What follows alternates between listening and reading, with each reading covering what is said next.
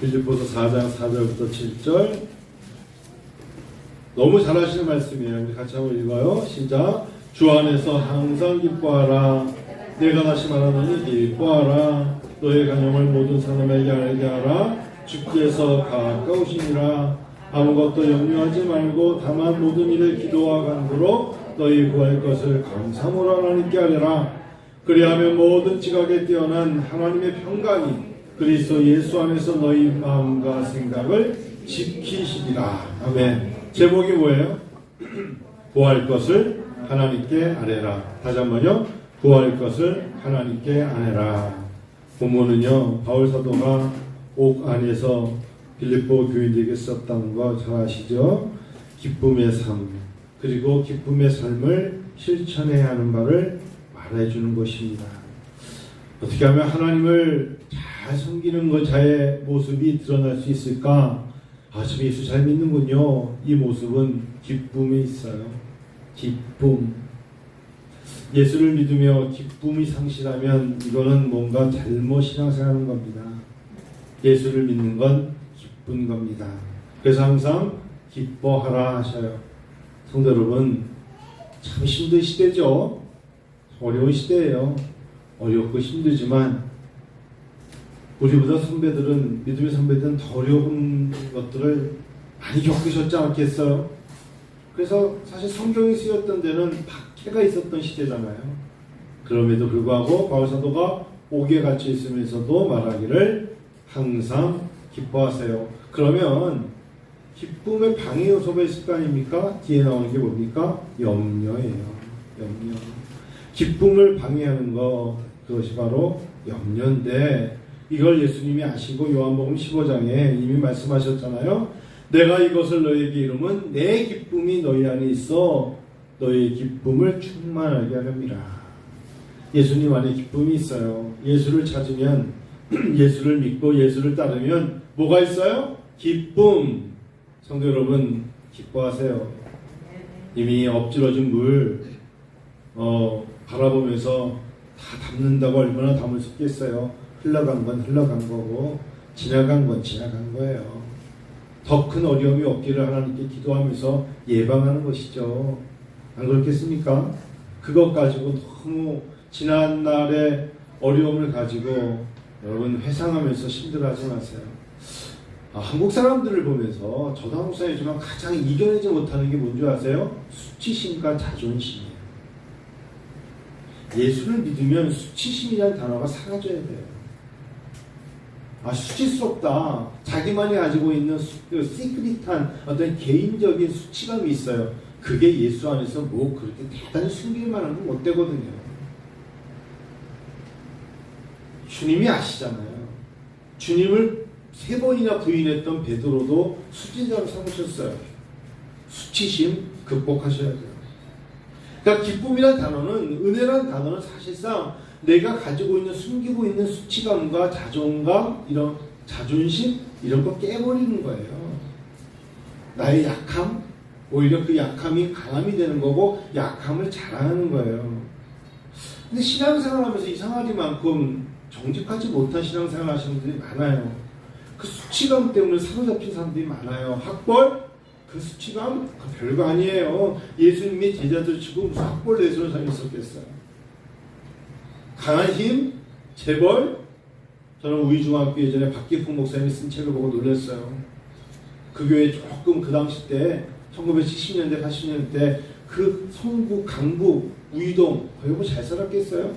근데 개 중에 좀 돈 있는 사람들이 있었거든요. 버스 회사 가지고 있는 사람들이 교회 와가지고 약간 좀 돈 있는 체를 하니까 그분의 설교 보니까 이렇게만 설교하셨어요. 나는 돈 있는 사람들이 너무너무 싫어요. 이렇게 설교하셨어요. 그 다음 주에 그 사람이 다 나가더라고요.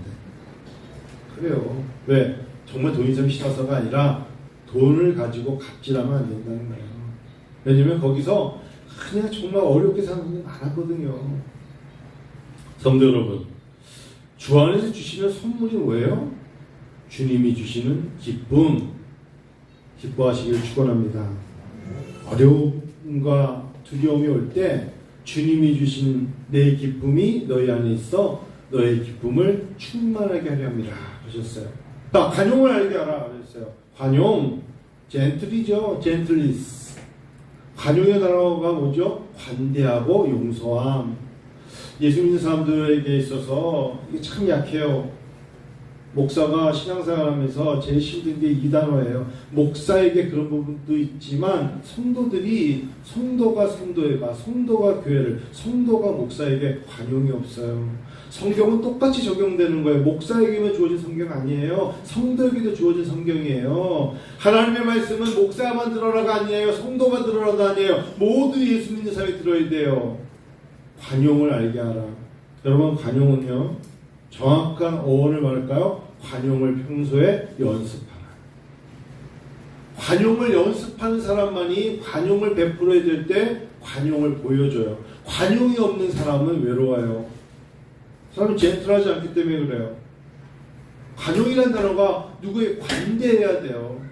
그리고 뭐라고요? 용서할 줄 알아야 돼요. 용서하지 못하겠다고 말하는 사람의 삶 보세요. 그 사람은 99% 용서받지 못할 일들만 하고 있는 사람이에요. 거의 다. 그래서 너의 관용을 오히려 이 사람 참 관용이 많은 사람인 것을 알게 하라. God is near. 주께서 네 곁에 계시니까. 주께서 가까이 오신다는 단어가 종말에 오신다는 그런 뜻이 아니라 주께서 옆에 계시단 말이에요. God is near. 하나님 네 옆에 계시단 말이야. 네가 관대하며 용서하는 장가를 하나님이 보고 곁에서 지키고 보고 계신다. 그래서 디도서에 보니까 아무도 비방하지 말며 다투지 말며 관용하라. 아무리 기도를 많이 해도 관용이 없는 사람은 여러분 죄송합니다만 하나님이 그에게 큰 특별한 은총 주지 않아요. 덜 기도해도 관용을 베풀 자에게 하나님은 가까이 계세요. 믿으세요. 하나님 그런 하나님이세요. 관용의 하나님이세요.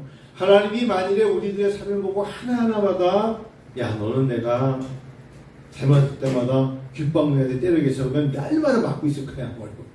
네? 관용을 알게 하라. 예수님도 기도하실 때 그러셨잖아요. 아버지여 저들을 사하여 주옵소서. 자기들이 하는 것을 알지 못합니다. 알지 못하고 하는 게 얼마나 많아요. 그들이 그의 옷을 나눠 제비를 뽑더라. 그들이 모르고 하는 게 얼마나 많아요. 모르고 저지른 짓이 얼마나 많아요. 6절을 보니까 아무것도 염려하지 말라. 기쁨의 방해가 뭐라고요? 염려하지 말라. 여러분 그냥 명령이에요. 염려 좀 제발 하지 마. 맨날 염려만 하고 있어. 염려 그만해. 그래요. 공부 못하는 애들의 특징은 뭐예요? 늘 공부 못하는 걸 염려만 해요. 그러니까 염려라는 단어가 사람의 뇌라는 게요. 이성적으로 뭐 1 더하기 1은 2 뭐 이런 것들 수학적으로 계산하는 뇌도 있지만 우리의 뇌의 기능 중에 하나가 저 연구해 보니까 우리의 부정적인 거, 불만적인 거, 염려적인 걸 갖다가 가라앉히는 작용이 있대요. 사실은 뇌를 연구한 사람은 70%가 우리의 감정적인 걸 지배할 때 뭐 대뇌 뭐 다 있잖아요. 그때 사람 마음속에 나오는 염려와 근심을 갖다가 말과 행동으로 나타나려는 것을 자제시키고 절제시키는 것이 뇌의 기능 중에 하나래요. 70%가. 그게 7대3인 거예요. 나머지 30%는 뭐 무엇을 먹을까, 운동과 여러 가지가 있지만 지배적인 건 뭡니까? 마음의 감정적인 상태예요. 그러니까 잘 생각해 보세요. 염려와 근심으로 가득 찬 애들이 그것을 염려와 근심이 가득 찼는데 다른 일을 할 수 있을까요? 효율이 오를까요? 능률이 오를까요? 염려와 근심이 가득 찬 사람들이 어떤 능률이 오르겠어요? 오를 수가 없죠. 오를 수가 없어요. 염려하지 말라고 하시네요. 아무것도 염려하지 말래요. 염려해서 뭐 하나 이룬 게 있습니까? 아무것도 없어요. 염려하지 마세요. 사실은 목회자인 저에게도 염려란 단어가 왜 없겠어요? 이기려고 애쓰는 거죠. 그러므로 내가 너희에게 이르노니 목숨을 위하여 무엇을 먹을까? 무엇을 마실까? 몸을 위하여 무엇을 입을까? 염려하지 말라 했어요. 염려하지 말라. 목숨이 음식보다 중하지 아니하며 몸이 의복보다 중하지 아니하냐? 그렇죠. 무엇을 입는 것 때문에 그렇게 염려하면서 아무것도 못할 이유가 뭐가 있겠어요? 공중의 새를 보라. 심지도 않고 거두지도 않고 창고에 모아두지도 아니하되 너희 하늘 아버지께서 기르신다 하셨어요. 너희는 이것들보다 귀하지 아니하냐.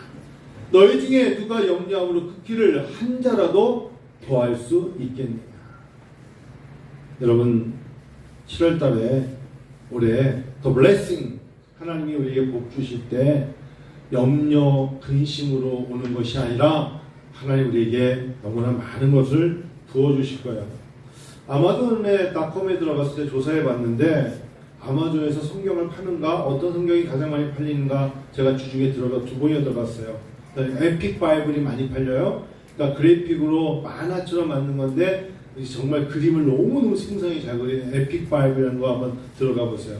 많이 팔리는 북이고요. 이북 리더에서는 제가 들어가 보니까 킨들 바이블이 있더라고요. 그러니까 이렇게 밑줄을 쭉쭉 그면서 이북 아시죠? 그러니까 이렇게 종이가 아니라 보니까 킨들 바이블이 많이 팔려요. 그래서 제가 밑에 봤더니 영어로 써 있는데 미국인들이 가장 많이 이북 리더 중에서 가장 많이 찾아서 밑줄을 그 성경 부분이 어디다? 오늘 본문이다. 오늘 본문이 미국 사람들이 가장 많이 성경을 읽었으면서 밑줄 건 부분 아무것도 염려하지 말고 다만 모든 일에 기도와 간구로 너희 구할 것을 감사함으로 하나님께 아뢰라. 이 대목이 미국 사람들이 아마존닷컴의 킨들 바이블의 이북 리더에 가장 많이 밑줄을 그면서 봤다는 데이터베이스입니다. 그만큼 우리에게 뭐가 많다? 염려와 근심이 많다. 독일 속담을 보니까요, 근심은 머리를 희게 만들고, 권사님은 연세가 많으셔서 머리가 많으신 거예요. 네? 근데 젊은 사람들 20대, 30대 때 보면 물론 할아버지부터 유전도 있지만 독일 속담입니다. 근심은 머리를 희게 만들고 늙은 사람으로 보이게 된다. 너 20대였어? 이 사람한테 근심이 많은 거야. 알고 봤더니 10대가. 예를 들면 그러니까 늙은 사람으로 보이게 만든다. 왜 그럴까요, 여러분? 욥기 17장 7절에 욥이 이랬어요. 근심이 내 눈을 어둡게 만든다. 여러분, 눈은요 매력 아니에요? 서로 눈을 봐보세요. 눈이 왜 이렇게 예뻐? 아유, 우리 딸 눈이 참 예쁘네. 눈만 예뻐도 마스크 벗으면 놀랬지만 마스크 쓴 상태 눈을 보면 얼마나 예뻐요. 눈만 봐도 매력이 있잖아. 그렇잖아. 근데 눈이 동태처럼 벌써 그런 눈을 보는 사람은 이렇게 생각해. 아니, 저 사람이 시력이 나쁜 게 아니라 뭐야? 마음에 근심이 많구나. 눈이 초롱초롱하지 않다는 건 뭐예요? 마음의 염려와 근심이 그를 삼켰구나. 이 생각하시는 거예요. 여러분, 잠언 17장 21절 저는 항상 이 말씀을 기억해요. 마음의 근심은 뼈를 마르게 한다. 뼈를 마르게 한다 그랬어요. 잠언에서는. 솔로몬의 잠언이라 마음의 근심은 뭘 마르게 해요? 뼈를 마르게 한다. 제가 지난 주 중에 사북, 태백, 황기를 다녀왔어요. 1박 2일 갔다 오는데 일정이 너무 빡빡해서 무척 고생했어요. 밤 12시가 들어왔어요. 사북파출소를 중심으로 사북역은 아주 간이역, 작은 역이에요. 근데 지금은 간이역이라 할 수 없으면 모든 열차가 무궁화호가 자주 와요. 그만큼 거기에 뭐가 있어요? 강원랜드, 카지노가 있잖아요. 저희도 하이원에 머물렀어요. 왜냐면 저희는 조사라는 게 있어서 그래요. 요즘 군인들이 그 근처에 강원도에 있는 군인들이 외박을 나가면 없어져. 이것 때문에 제가 간 거예요. 얘네들이 어디 가요? 카지노에 가는 거야. 안 들어와. 나가가지고. 왜? 군인 월급이 만만치 않게 많거든요. 요즘 많아졌거든요. 30만원, 40만원 사거든요. 서로가 돈을 모아서 제가 나가가지고 한탕 따갖고 올게요. 다 모아갖고 나간다는 거예요. 그런데 문제는 뭐냐? 얘네들 들어오지 않고 자살을 한다는 거예요. 그래서 사법파출소 주시로 교회 3군데와 성당 군데 4군데가 뭘 만들었냐면 도박 중독 치료 센터를 만들어놓고 거기에 찾아오는 사람들이 누구냐? 군인들이 노숙자처럼 찾아오는 거예요. DP, 헌병이 잡으러 가는 게 아니라 MP가 잡으러 가는 게 아니라 이 사람들이 이 상담하는 중에 배를 누르는 거예요. 얘가 지금 육군단 소속인데 왔습니다. 그러면 그때 와서 얘를 무조건 쳐넣는 게 아니라 상담을 하고 얼마 이런 일부터 시작해가지고 자, 근데 놀라운 거를 제가 거기 가서 거기에 아는 목사님과 몇 분이 얘기해 주는데 그 카지노가 코로나 끝나면서 제한 인원이 생겼는데 5,000명이랍니다. 하루 들어올 수 있는 사람이. 근데 줄을 서요. 하루에 5,000명이 지금 들어오는데 코로나 때는 반으로 2,300명밖에 못 들어왔는데 지금 5,000명인데 이 사람들이 들어오려고 전날부터 신한은행에다가 30만 원짜리 카지노 끊어가지고 줄을 서 다음날 들어간다는 거예요. 저는 밭에 갔는데 옆에 사분 옆에 밭이 쫙 있는데 밭에 이상하게 농작물은 없고 다 벤지가 다 들어가 있어.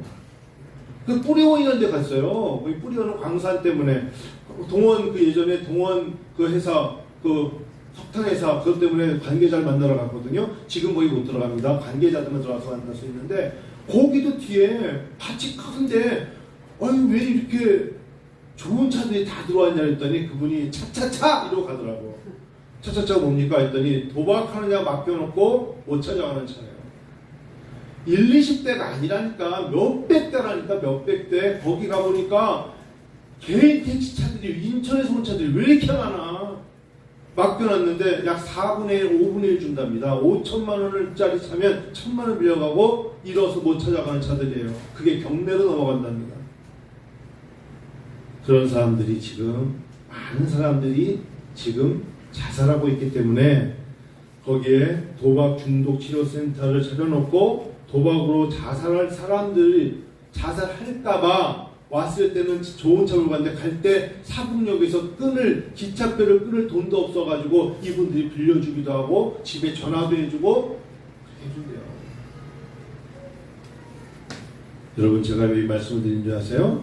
여러분 사람이 주는 세상의 염려가 목숨을 앗아가죠. 처음에는 뭣도 모르게 덤볐죠.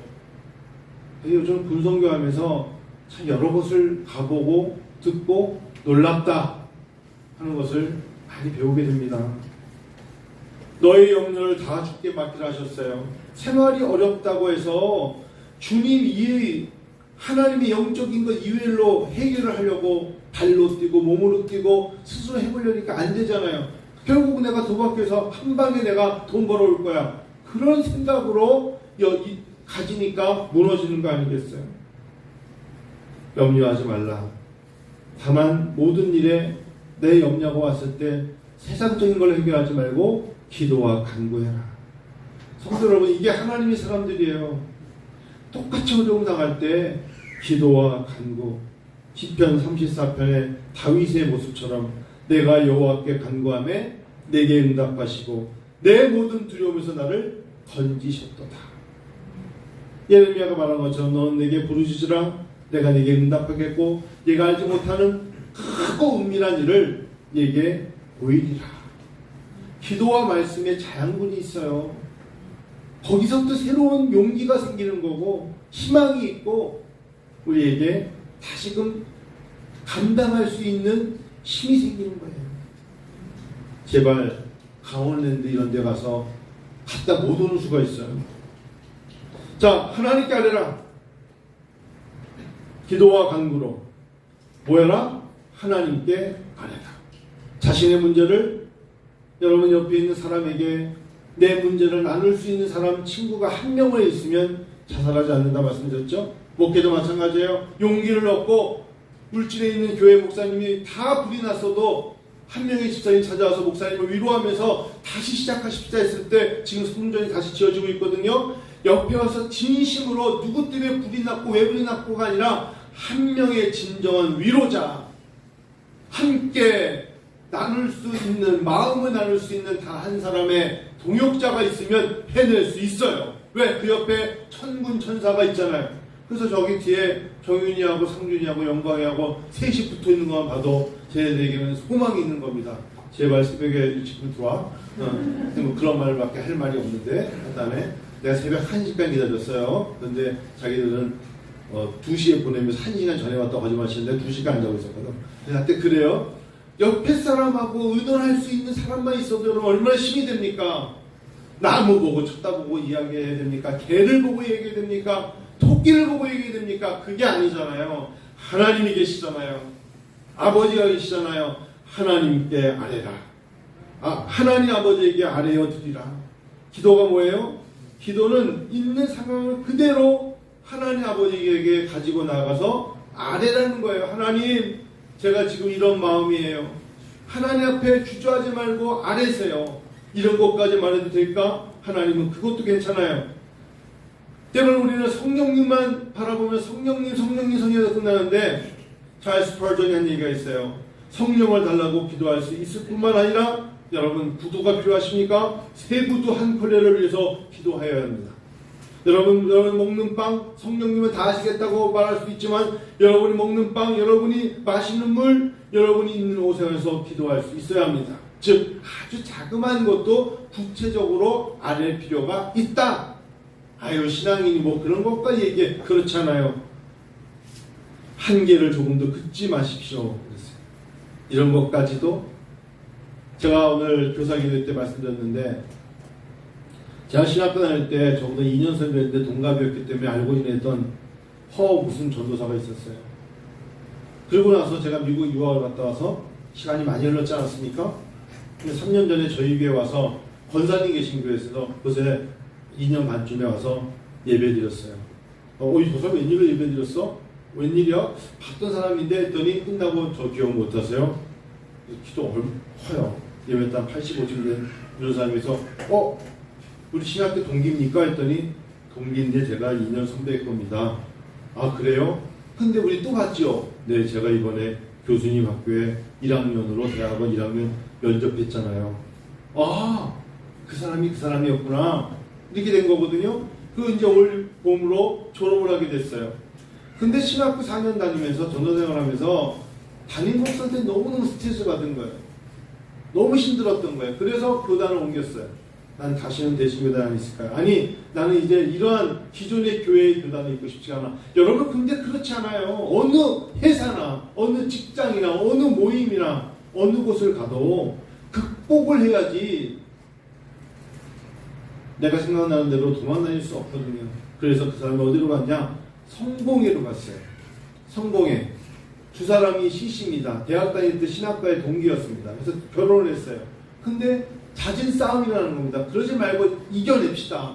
이겨내서 교단에서 견디다 보면 또 오해가 풀릴 수도 있고, 근데 이 키도 큰 사람이 아주 점잖은 양반 같은 사람이 이겨낼 수가 없어. 내가 그 사람을. 내가 멀리 도망가야 돼. 그래서 성공회 쪽에 갔는데, 여러분 성공회 제자교회 있지만 성공회는 뭐예요? 호칭이 신부예요. 영국 국교이기 때문에 신부고, 여기 이 제자교회 성공회는 술과 담배를 다 합니다. 목사가 아닙니다. 그러니까 안 맞는 거야. 교리도 안 맞고 신학도 안 맞고, 저기는 미사를 드린다고 그러잖아요. 저기 천주교예요. 예배가 아니에요. 여기 제자교회 성공회처럼. 그러고 나서 얼마 있다가 우리 허 전사의 아내가 왜 그런지 갑자기 병이 생겨서 죽었어요. 홀로 됐어요. 나는 목사가 안 되겠다고 하면서 본인이 그냥 요양원 같은 쪽에서 사회복지시설에 들어가서 오랫동안 일사했는 데서 꽤 높은 자리에서 일을 열심히 하다가 이제 뒤늦게 50이 돼서 신학을 하러 온 거예요. 좋아요. 저한테 3주 전에도 뭐라 했냐면, 교수님, 제가 이제 졸업을 하면 교수님이 좀 충남로에 올려주면 전도사로 올려주세요. 그래서 그래요, 우리 교회 전도사로 이름을 올려줄게요. 우리 노예성에게 얘기를 했는데 저한테 여러 가지 이야기를 상담도 하고 친했단 말이에요. 누나가 세브란스 병원 간호사고 매형이 의사예요. 그런데 지난 월요일날 그 더운 날 요양원 일을 마치고 길을 지나와서 쓰러졌어요. 119를 불렀는데 119 사람들이 쇼크에 의한 걸 해서 가까운 일산병원을 갔어요. 의사도 쳐다보고 링게하러 나요? 그러고 됐는데 8분 동안 심정지가 왔어요. 코마가 왔습니다. 말도 못해요. 장기가 다 손상됐습니다. 화요일날 거기서 누님이 전화가 왔어요. 전화번호를 보니까 교수라고 있는 나밖에 없어요. 친구가 아무도 없어요. 다 교수도 전화번호가 없더래요. 그래서 누나가, 제가 간호사 생활을 지금 휴가 수준인데 이거는 병원에 쉴 수 있지만 제 동생 용서이가 살아날 가능성은 없습니다. 우시더라고요. 못 살 것 같다. 1% 남았다는 거예요. 매형이 의사라니까 보고 호흡기를 떼어야 되는 거예요. 더 놔두면 안 돼. 그 1%를 붙잡고 우리 목요일날 교회에서 기도했어요.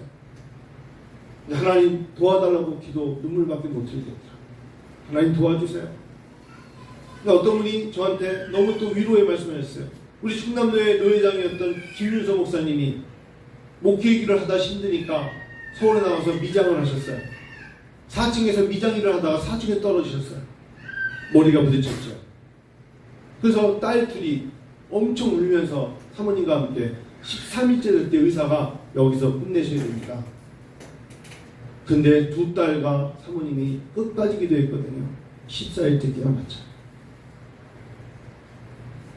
김윤성 목사님 우리 교회에도 몇 번 오셨고 우리 강단을 직접 봉사하는데 도와주셨던 김윤성 목사님이 14일 만에 깨어났다고.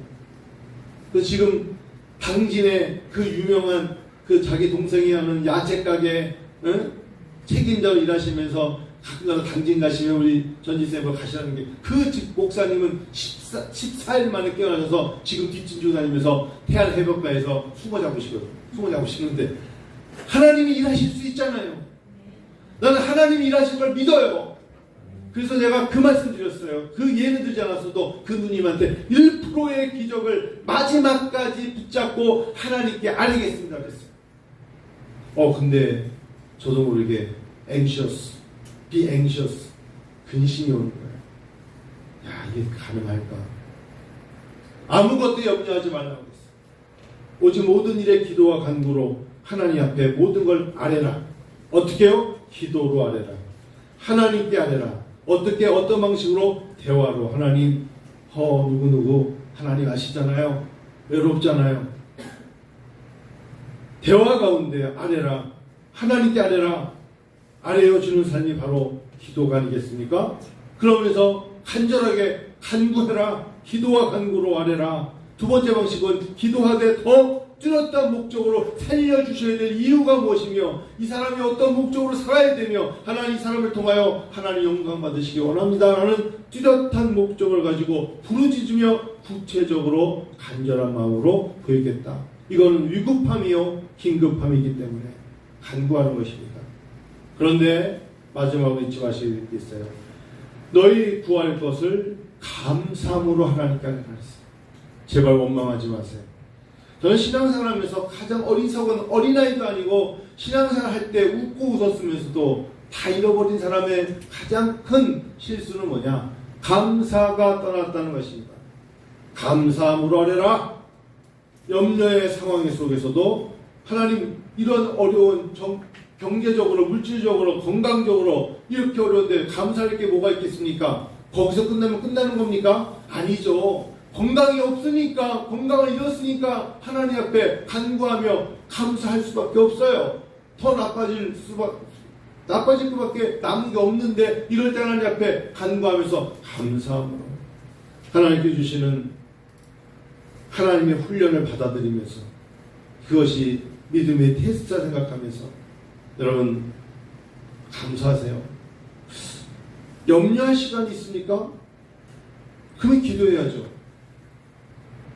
염려할 시간에 염려 대신에 뭘 해야 될까요? 간구해야죠. 염려할 시간이 있으면 하나님은 우리가 염려 대신에 기도하기를 요청하지 않습니까?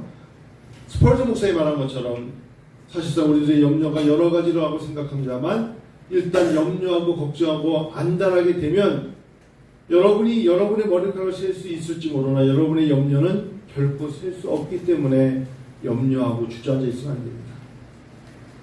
맞습니다. 하나님 앞에 우리가 아뢰면 7절 한번 읽어요. 시작. 7절 한번 읽을까요? 시작. 그리하면 모든 지각에 뛰어난 하나님의 평강이 그리스도 예수 안에서 마음과 생각을 지키시리라. 어느 목사님이 그러셨어요. 주님, 저와 저희 교회는 가난합니다. 그러나 저의 빈곤함을 인하여 주님을 더욱 찬양하게 하옵소서. 오 주님, 주께서 저의 모든 필요한 것들을 채워주지 아니하십니까? 주님, 저는 아픕니다. 우리 교회 성도님들이 아픈 사람이 많습니다. 이 고통을 인하여 우리 교회는 더욱 주님을 찬양합니다. 왜냐하면 그것이 우리에게 좋은 일이라는 뜻임을 확신하고 있기 때문입니다. 이제 주께 간구하오니 원하신다면 사랑하는 성도들을 고쳐주시옵소서. 주님, 저희는 큰 어려움 중에 있습니다. 그럼에도 저희는 그 어려움을 인하여 주님을 영원토록 찬양할 것입니다.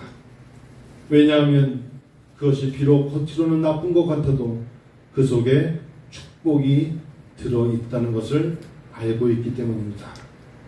이제 저희가 어려움을 지나가도록 도와주시옵소서.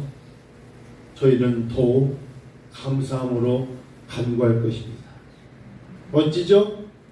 똑같은 어려움 속에서도 기도할 때는 하나님을 하여금 기도라는 단어는 나의 어려움을 하나님께 맡기는 거예요. 나의 활동 자리를 내가 해낼 수 있다는 나의 자신감을 하나님 앞에 그 자리를 내드리는 겁니다. 이제 말씀을 마칠 때 하나님이요 우리에게 주시는 마지막에 가서 가장 큰 축복은 평강입니다. 평강이에요. 하나님이 안식을 주셔야 평강합니다. 하나님이 각 사람에게 안식함을 주지 않으면 절대 평강이라는 단어는 입에서 나오지 않습니다. 평화로다 하늘 위에서 내려오는 겁니다. 사랑하는 여러분 일터와 직장과 사업장과 가정에 하나님의 평강이 넘치시기를 진심으로 축원합니다. 하나님이 주셔야 합니다. 염려와 근심이 기쁨과 평강을 빼앗아갈 수가 없습니다. 하나님 우리와 함께 동행하시기 때문에 하나님의 평강이 여러분의 감사를 통하여서 분명히 드러날 것입니다. 올여름 특히 The Blessing 하나님의 축복 가운데 평화로운 평강을 누리는 여러분 되시기 원합니다. 기도할까요?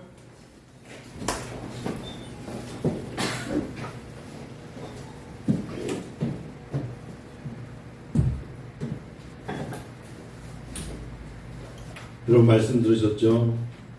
여러분 마음속에 하나님께 아뢰세요. 자그마한 것까지도 하나님께 간구하십시다. 그러면 모든 것을 하신 하나님께서 평강으로 우리를 대해 주실 것입니다. 하나님 앞에 아무것도 염려하지 말라 하셨으니까 1% 아니라 0.1%의 기적도 기대합니다. 사람들이 할 수 없다고 말하는 그것까지도 하나님은 할 수 있음을 믿고 기도합니다. 내 여건이, 내 형편이 하나님 물질적으로, 건강적으로, 환경적으로 외롭고 힘들고 막혀 있을 때 하나님께서 길을 내어주시고 문을 열어달라고 기도합니다. 하나님 예배를 통하여 기도하오니 하나님의 응답을 허락하여 주옵소서.